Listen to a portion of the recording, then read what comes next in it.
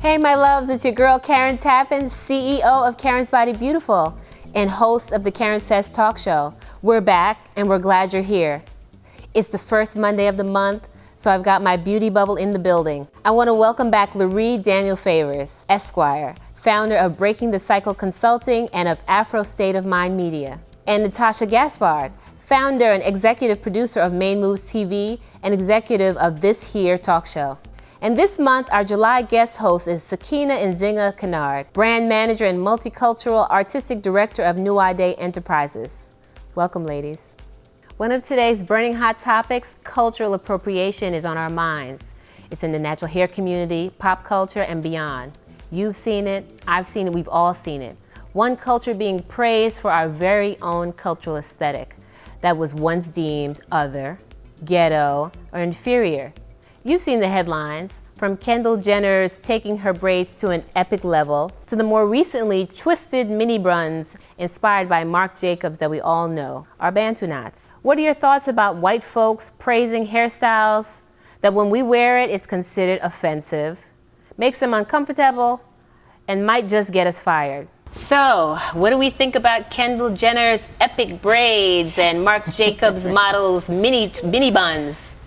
Mini buns, that's the new name for it? That's what we're calling it now? Like donut holes, mini buns? that's what I say, mini buns. It's like little desserts on your head.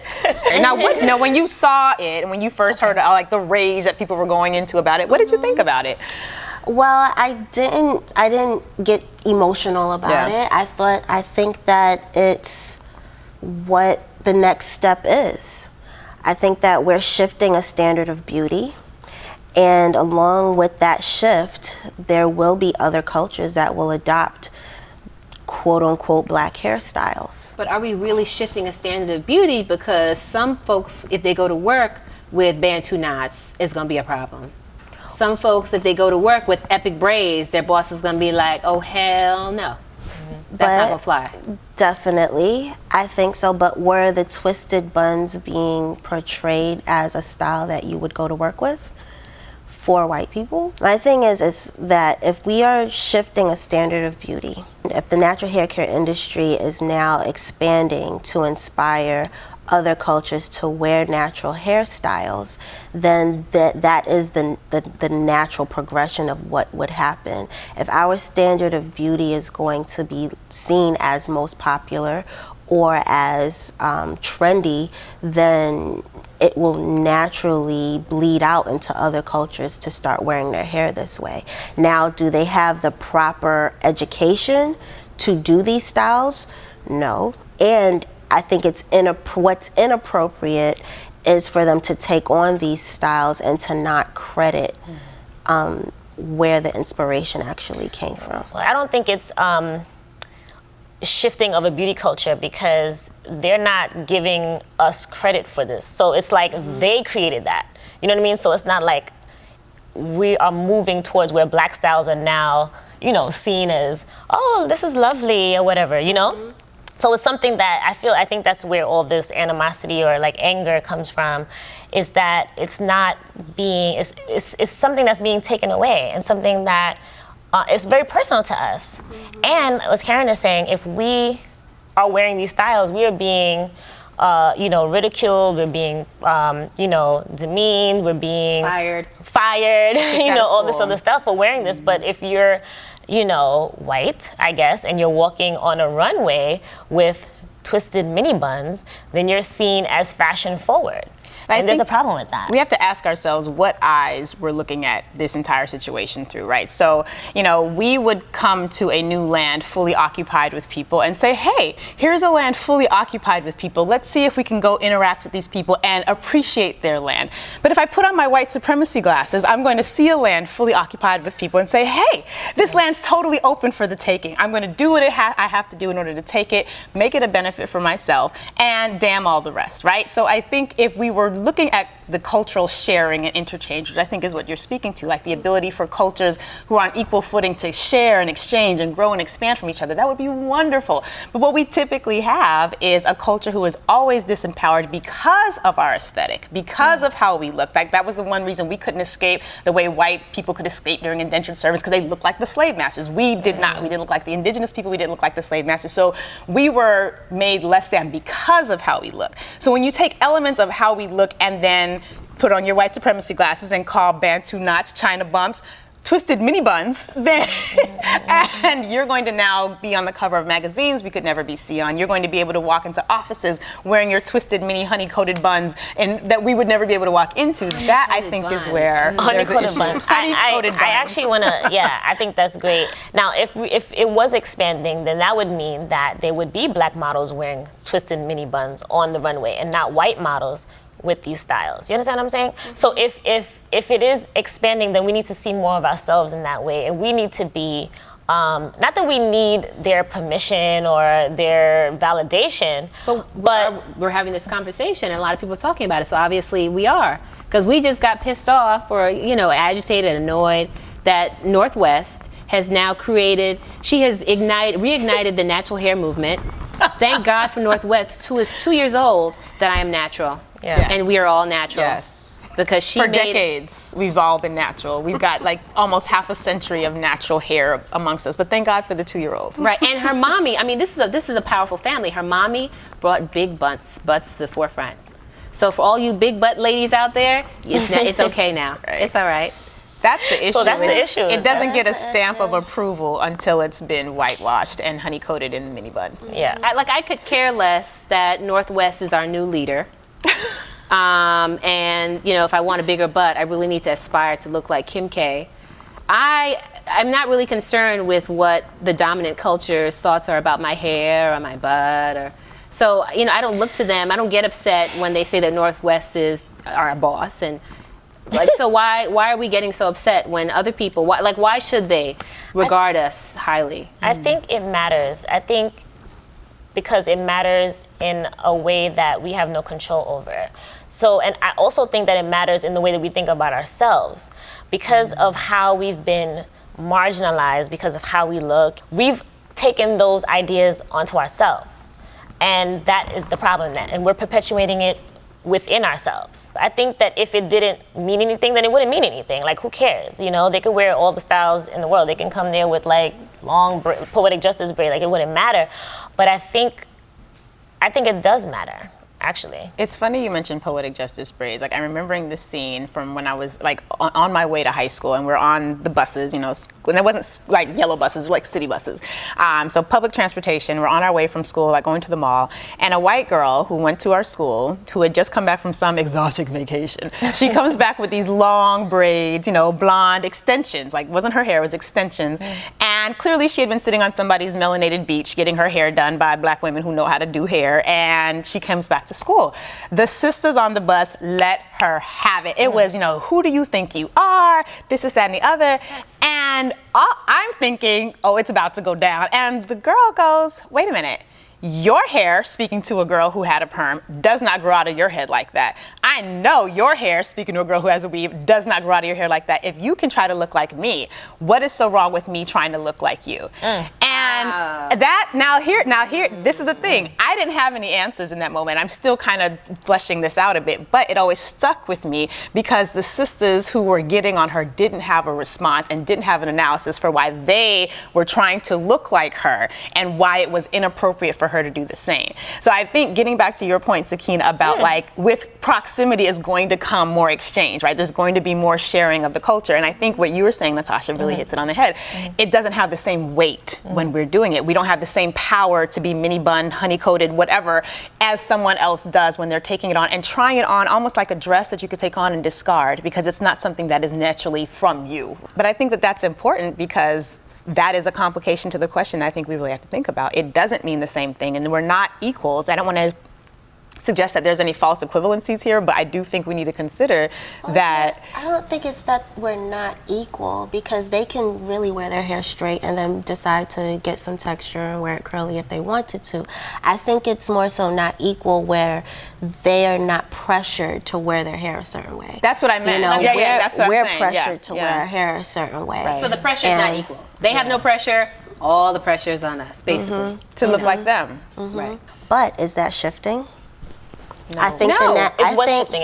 I think that the pressure is shifting because the natural hair care industry is that powerful to do that shift. There are millions of people that have shifted the way that they want to care for themselves, and that has affected the market and the trends and the media, and now it's moving forward to the next step.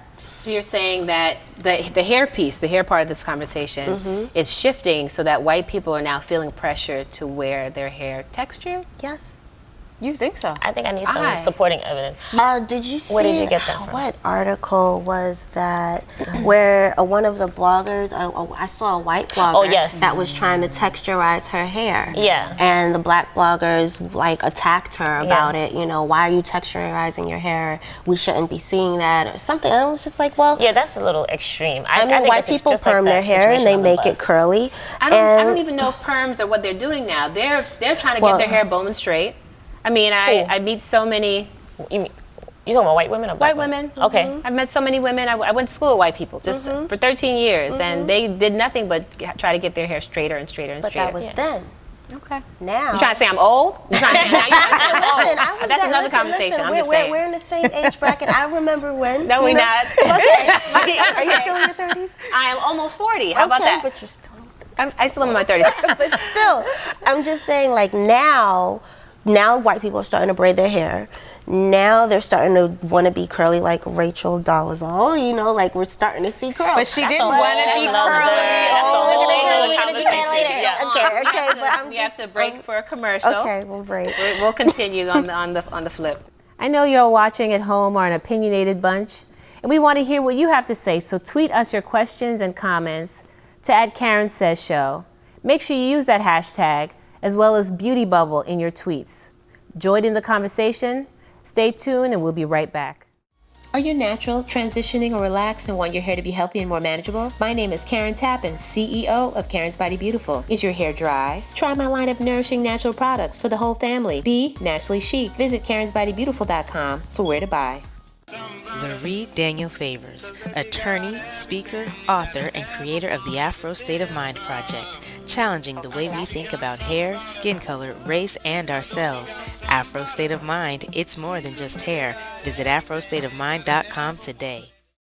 Okay, so we're back. Is the term natural hair synonymous with black women? Do we own that? Do others have to back it up?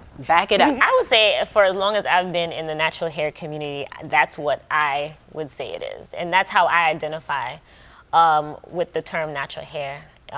It's natural hair, I feel, is like an umbrella term that includes kinky, curly, wavy, did I say coily? Coily.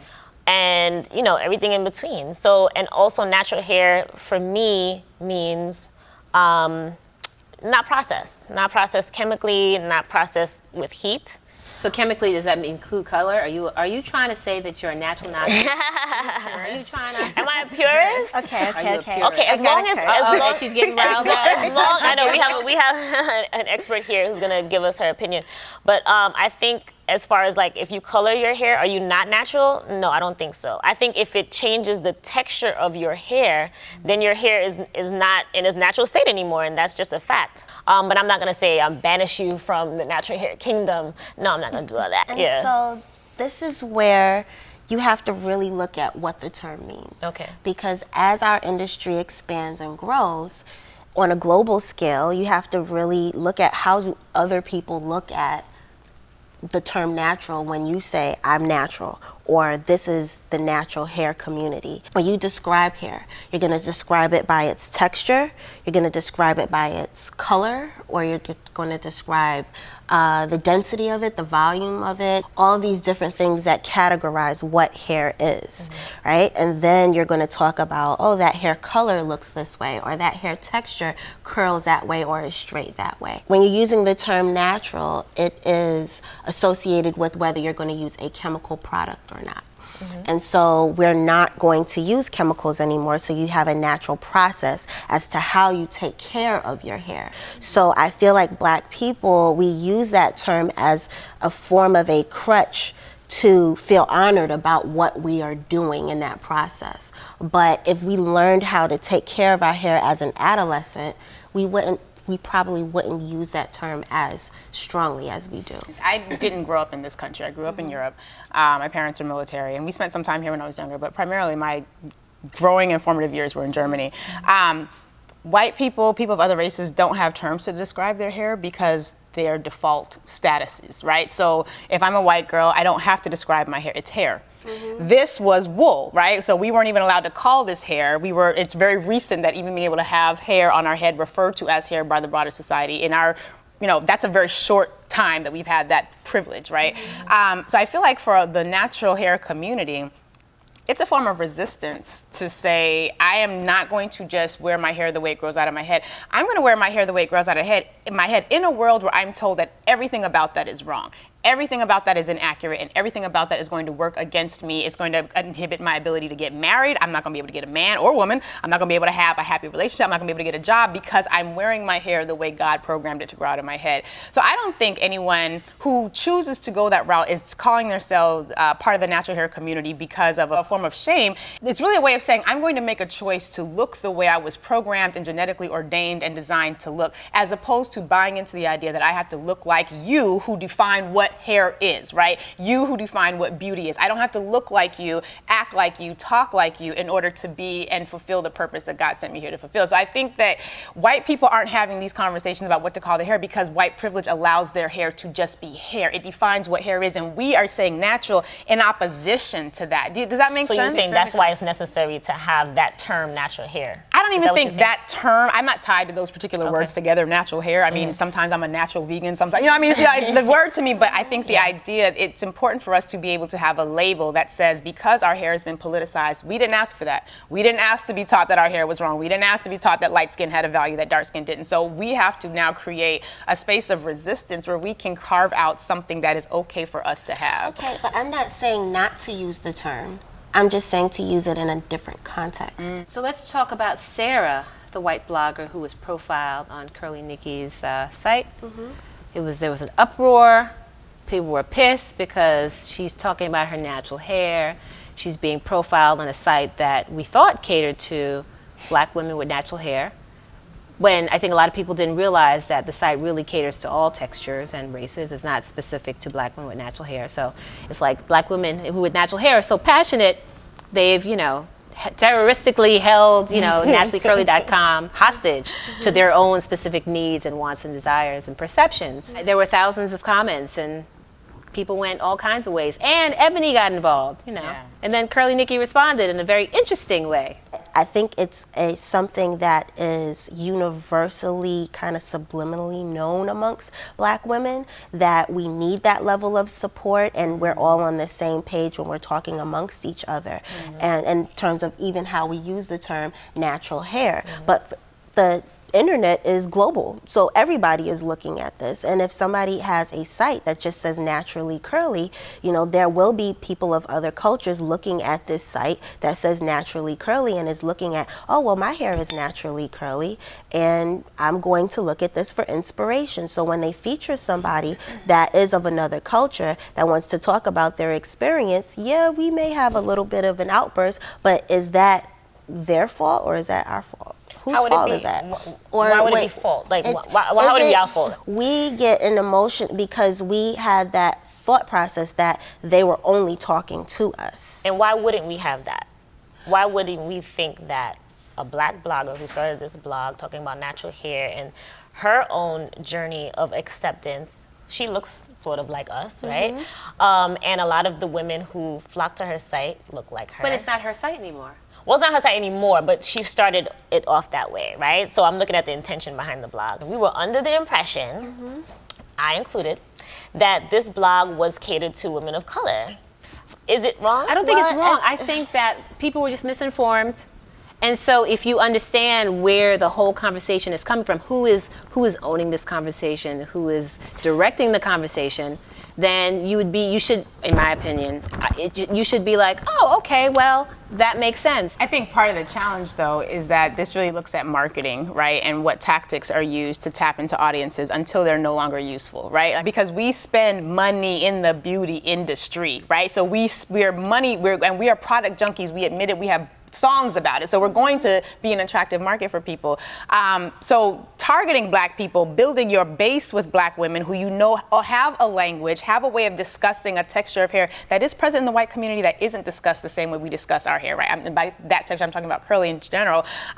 When you have this web space that is built on the backs and experiences of Black women, and then you open it up, there is a sense of betrayal, right? There's a sense of, now that we're clear, we were misinformed in thinking that it was a Black space. Right. But part of my questioning is, was that misinformation or was that a shift in marketing tactics and we just didn't get the memo? The reason why I brought up Naturally Curly and I didn't talk about Curly Nikki is because the folks, Michelle Breyer, owns, she's the president of all that. She started Naturally Curly years and years ago, catering to white curly hair. Yeah. And then here comes Black women with our natural hair revolution just taken over her site. And so now she's, expanded her conversation to include the whole range of textures. But then this brings us back to the definition of how we see the term natural hair.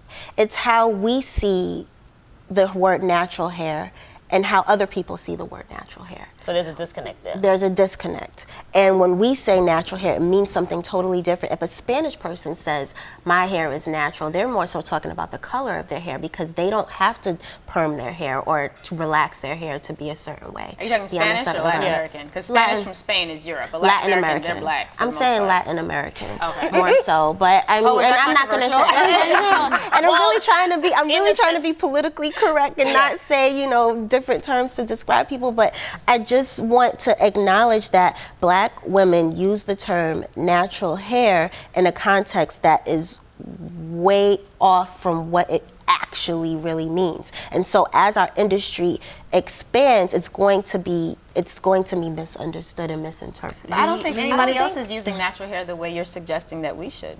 Like, I don't think anyone else is using the term natural hair unless they're a white blogger appearing on a space typically identified for Black women. They're not having conversations about if their hair is natural or not because, again, their hair has been the definition of what is appropriate for hair. But does natural hair mean curly off the bat?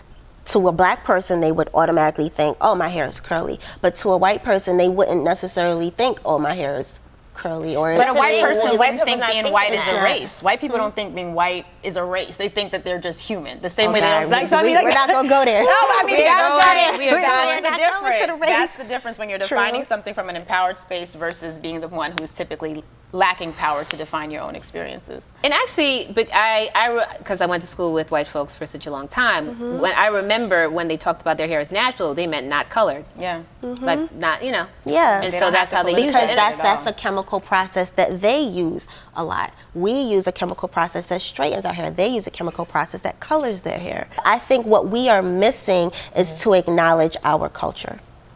That's what I think we're missing because we have been taught to degrade ourselves. So being in this industry a long time and growing up in this industry, I've really been sitting back and watching like, okay, so are we really ready? Are we really ready to wear natural hairstyles more than a twist out? Are we really ready to wear braids and locks and cornrow our hair and wear our bantu knots to work and feel professional? Do we have that confidence within ourselves? No. Do we have that confidence within ourselves to say, this is the way my hair is and this is the way I'm presenting myself to the world? Not because when Not yet, but I think we're coming along the curve, and I think that because our industry has been powerful enough to affect the product industry, that the I'll say the others, or other cultures are starting to recognize that our industry is shifting a beauty standard. And so I would say that now what we're seeing, like Kylie Jenner and, all of the different celebrities of other cultures that want to wear their hair in natural hairstyles, they are not going to associate it with a cultural aesthetic because we haven't done it. I see what you're saying. It just You understand? Okay, got it. We haven't done it. Okay. So if we don't do it and they do it, is it okay for us to get mad at them because they did it before we did? What do you mean we haven't attributed it to a cultural aesthetic? I'm saying that we need to start wearing our natural styles to work as a professional look and feeling confident about it and being able to claim that this is an African aesthetic and these styles come from somewhere. So you're saying that we should be boldly, and not just if my hair is natural and kind of looks like my curly haired white friends, right? But if it's natural and not flowing in the wind and big and poofy and doing all of that, but when it's tied up on your head in a bantu knot and you're completely defying the white aesthetic of beauty, now that, my sister, I can support. I can support that. I mean, look at my hair. My hair is cornrowed and I have bantu knots in the back and I have twists on the side and there are curls and everything, and I've been natural my whole life. And I've always walked I went to a white school too, and it was all white. And I was the only black person. I had locks down my back, and they respected me because that was the only way that they could deal with me. I wasn't told like, oh, you can't do that, or you should not, or it was like, what? This is who I am. What do you mean I can't? Do you know how to do my hair? You don't you? You don't. So let's just continue on. And I think that if you come into a room and you present yourself a certain way and you're clear about who you are and what your cultural background is, that there is nothing else to do but respect you. Generationally now, we have had to conform to a white standard. We have to conform to a Eurocentric standard of beauty. So that psychological shift is what needs to happen once people say, oh, I'm going to make this transition to quote unquote go natural. And my question is, go natural, so you are naturally what? What are you naturally? You are naturally an African American, or you're naturally a part of the African diaspora? Like, we need to start claiming our cultural aesthetic and claim the places that we are from. Now that's an Afro state of mind right there. We have to have that Afro state of mind. So how does that tie into the broader concept of a cultural appropriation? And so that means that if we accept ourselves, if we accept our styles as being African, right? So then if Kim Kardashian comes out with cornrows and beads and stuff, what does that mean? If she wants to wear cornrows, that's fine. It doesn't matter. No, go ahead, wear cornrows. Everybody should wear cornrows. We will have people of all cultures braiding, twisting, and locking their hair, and the Japanese are definitely doing it. But here's why I don't think it'll make a difference with us. During apartheid, black people outnumbered white people.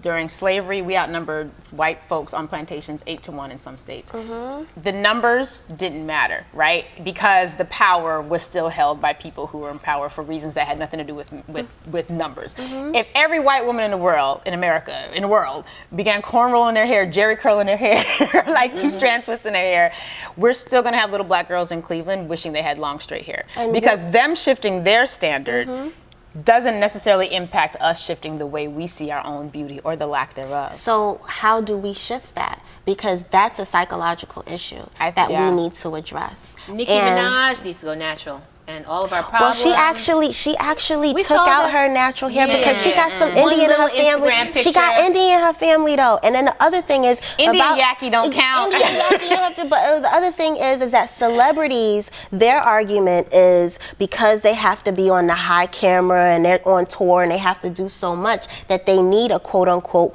weave or protective style. How come they don't wear the kinky protective style? This is true. Well, I agree. But Beyonce did it once. She had her afro when she was in the movie. But see, that's the problem. It's when celebrities. But the thing is that not African? It's to wear a wig. Of course it is. It's not African. To wear a weave, is that African? Because underneath that weave, you're braided. Yeah. underneath, and your hair is cornrow. Not when your weave is designed to look like Miss Ann. Yes, it is. But there are all different Right, kinds of ways. There are all different kinds of ways to design our hair, and we, black people, we have mastered it. Right, but wearing a wig it. is one thing. Wearing a wig that looks like my best little white friend Amber Ely, very different, Very right? Wearing different. a weave is one thing, because black people, we are magical with our hair. But if I'm only going to be like the lawyers in Kenya who only wear weaves and wigs that look like the European hair, right? That's that white wig. You may have seen them in pictures where they have on the white wig, dark black skin, white wig as white as these vases, and that's. So it's a wig, but it's a wig designed to convey that they are superior because they have a legal system more closely aligned to the European powers that colonized them. So wearing a wig, wearing a weave isn't the issue. It's, am I going to be, like, so Michael Jackson may have vitiligo. He may need to have whiter skin. He may need creams, what have you. Why all your children don't look black? Why all the kids you adopt have what have you? We are acknowledging that there is a psychological shift that has to be addressed amongst the black community or the Pan-African diaspora all the way across the board. And I think that the natural hair care industry has shifted that, and that's the focus that needs to happen for where we need to go. Because if we don't address it, we're going to constantly have these emotional outbursts every time something new happens. And it's like something new is happening and we are moving forward, but what direction are we moving to? Well, how do we start that? And because I feel like, you know, the natural hair community has been around for a while. Like, we had the old generation, like you said, we have the new generation. And I feel that within the community, there's still this back and forth of, you know, texture discrimination, and one texture is preferred, you know, over the other. So even within our own community, we can't seem to get on the same page. Because we're still stuck at a twist out.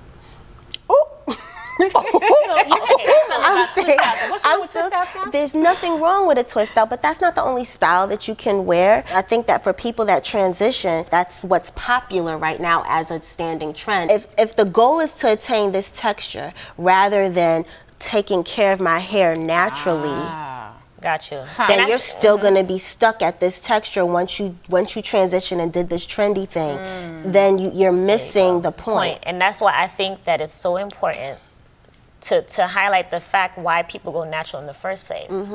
And I think that also, I think going back and forth, like when you transition and you go back to relaxer, you transition, you just can't stick with it.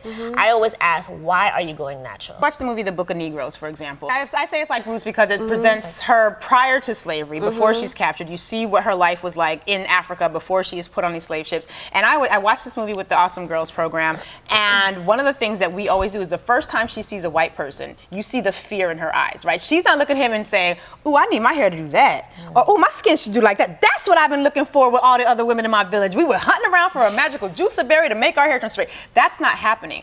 Our kids need to know that prior to being put on a ship run by white people and put on a plantation run by white people who had to teach us to hate our hair and how we look in order to make money off of us. Like, until you know that, when my 5, 6, 7, 8-year-old girls know that there was a time that we didn't think that. For hundreds of thousands of years, nappy was in. Like bantu knots, China bumps, honey-coated sugar mini buns, whatever you want to call them. That's what we were doing. And we need to recognize and know that something happened to make us think that this was wrong, because we didn't always feel that way. We didn't always think that way. Little girls didn't always think their skin had to be a certain shade. Black boys didn't think their girls needed to have hair flowing down their back in order to be attractive and beautiful. And it wasn't until we had a psychological shift for someone else's monetary gain that we began to think that. And when girls see that, the light comes on. Now, they're not necessarily going to cut out their weave tomorrow, and I tell them, don't you dare come home and have your mother call me talking about you told my daughter to take out her perm. Like, that's not what this is about. But it is about knowing that something was taken from us and something happened that was wrong, and that we have to deal with that, because a lot of us just think Martin Luther King freed the slaves and I got bad hair. I think that the acknowledgement of culture in the midst of our hair care is what is going to continue this natural hair care community. Absolutely. How do we do that? How do we begin to do that? I think it starts with the curriculum and with the stylists, because the stylists are the ones that set the trends. There was a stylist that did that person's hair with the twisted mini buns, and who taught that stylist how to do that? Where did he get his inspiration from? Now, whether he acknowledged where he got the inspiration from or not is one thing, but who taught him how to braid? He's clearly not going to braid a black person's hair. He's going to braid a white person's hair. Yeah, it's a white stylist. He's a Redken stylist. But he's not braiding black people's hair because he doesn't know how to braid our hair. Yeah. He's braiding a white person's hair. And they're going to continue to do white people's hair that way because that's what the new trend is. But because the stylists start the trends. Now, I taught a class at the International Beauty Show last year at IBS. And it was labeled, how do you treat someone who's addicted to a beauty standard? Wow. Because we're addicted to a beauty standard from a Absolutely. certain extent. And even once we transition and we have a Eurocentric mindset and we transition to a curly hairstyle lifestyle, we're still going to associate our styles a certain, we're still going to be reaching for that texture instead of acknowledging how many different styles we can do with this texture or what is actually capable of happening with this texture. And the only way you can really acknowledge that is by acknowledging the cultural aesthetic of how do these type of people take care of their hair, and then it goes into indigenous cultural styles. So we need because our they own come standard from of somewhere. beauty. We need our own standard of beauty, and that's why I've been coining this term multicultural beauty or cultural beauty. And I know that when people hear multicultural, they're like, "Oh my God, no, I don't want to." It's like, okay, people of the African diaspora. There are how many countries in Africa? Each one of those countries have different style and techniques as to how those people did their hair. Whether they're Kenyan, whether they're Eritrean, whether they're Nigerian, whether they're from Mali, and then there's Polynesian styles of braiding, there's Mexican styles of braiding, there's Dominican styles of braiding, there's all different cultural styles of braiding. So if we say, this is going to be a natural hair care movement, then we have to acknowledge all the indigenous cultures that have different techniques of natural styling, because then that expands us on a global scale. Yeah. And it took a while for people to hear that because we have so many different psychological bubbles over us in terms of what's right, what's wrong, what makes sense, what doesn't make sense, what we need to do to stay in this cubby hole to be accepted. I need to stay just like this. And my hair needs to go straight. Don't and think over black and thoughts. down. Don't breathe a black breath. Don't think that curly thought. I have to stay straight. But we are growing, and so that's why what I meant by where are we going with this? Are y'all ready to say African? Are you ready to really acknowledge when I it? use the word Afro-textured hair on stage, sometimes I see people get Cringe. uncomfortable and cringe in that moment. When they have to say nappy-headed black girl, like that's part of the title of my book, they're like, why nappy? Like, it's just a nappy. It's just the word is just so. And I'm like, because if I said curly, that's not what that cover picture looks like.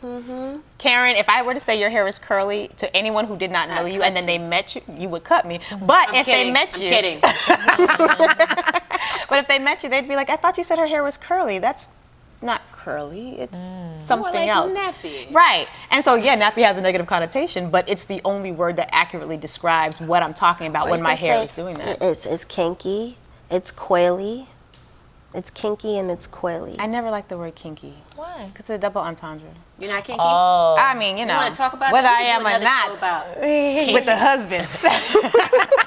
It's coily. Coily. Coily can work. Coily is a newer term. I don't feel like I've heard that a lot. Coil. Coily? Yeah, I didn't hear that a lot when I Or we can say first it is started a natural. It's a natural helix-shaped texture. Because it is a tweet helix. that. That's all your It 140 is characters. a helix shape. I know, right? That's all You know? 140 characters right there. Whereas nappy, hashtag. So we can say And don't let us start talking about the melanin in it that makes it different. Melanin. It makes space. Yes. The melanin in the hair texture actually creates something called a medulla inside of the cortex that is unique to Afro-textured hair. So copy that, Sarah. Look at that. Wow. Not going to. Yeah. It's deep. You know, Yeah. so Deep. our hair, you can't just say, "Oh, I got natural hair." It's like, no, I have a helix-shaped texture, or you talk about the So that's texture. not- It is what it is. And I mean, people want to say, "Oh, I don't want to talk about texture," but it's like, yeah, Why not? Why do you think people don't want to talk about texture? because then it's like, "Oh, well, you have to define my texture," and it's like, no, you need to define yourself. Like back here, I got some Euro back here. I got some Asian over here. I got some this. I mean, we are a mixed people. Like your hair bounces the way it bounces because of how many different cultures.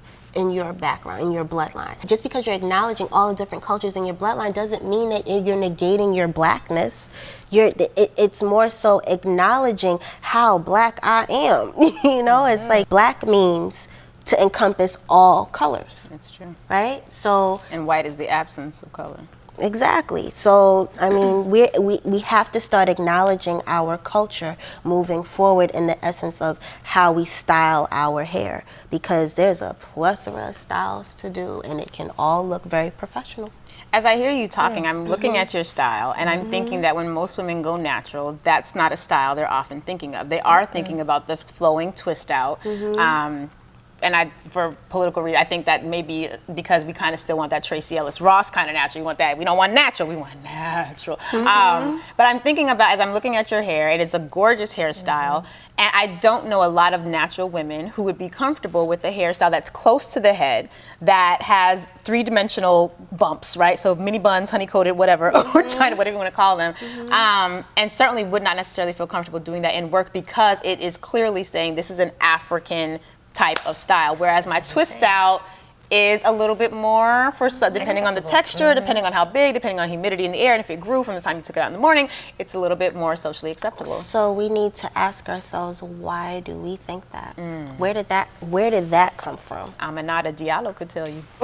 Where did that come from? Right. And how do we address it moving forward? You know, because some people will look at cornrows and associate it with childhood. They associate natural hairstyles with childhood because when we got to a certain age of maturity, you were walked through the indoctrination of straightening your hair, and then straight hair was associated with maturity, and we didn't have, you know, all of these blogs back in the day. We didn't have all of these instructional tools back in the day to learn how to take care of our hair. So now we have a whole nother generation of young girls and boys moving forward that have this information. They're not going to have the same ideology or the same perspective about themselves, because they didn't have to go through that level of discrimination, because that's what we're doing now. But we still have to keep that in mind moving forward and keep going. Like, okay, I did my twist out. Okay, I'm natural now. Okay, now what? I'm naturally what? Okay, how did those people take care of their hair? Oh, they did, this is what the indigenous practices were for my people. Okay, this is how I want to present myself in the world as a person of this quote unquote diaspora. You can call yourself whatever you want to call yourself, because now that term is changing. You know what I'm saying? In terms of calling ourselves black or are we black? Are we African American? Well, what are we? You know, but moving forward, I can say my people are from the Caribbean, my people are from South Carolina, and those people were from this West African region. And these are the different ways that those people took care of their hair. And you know, there are a plethora of styles that are beautiful. So how do we move forward with that, with honor and respect for ourselves? As you can see, this is a huge topic and we've barely scratched the surface. I want to thank my Beauty Bubble co-hosts, Laree, Natasha, and Sakeenah. And as always, if there's a story or idea or issue that you think we need to cover on the Karen Says Talk Show, please send an email to info@karensbodybeautiful.com.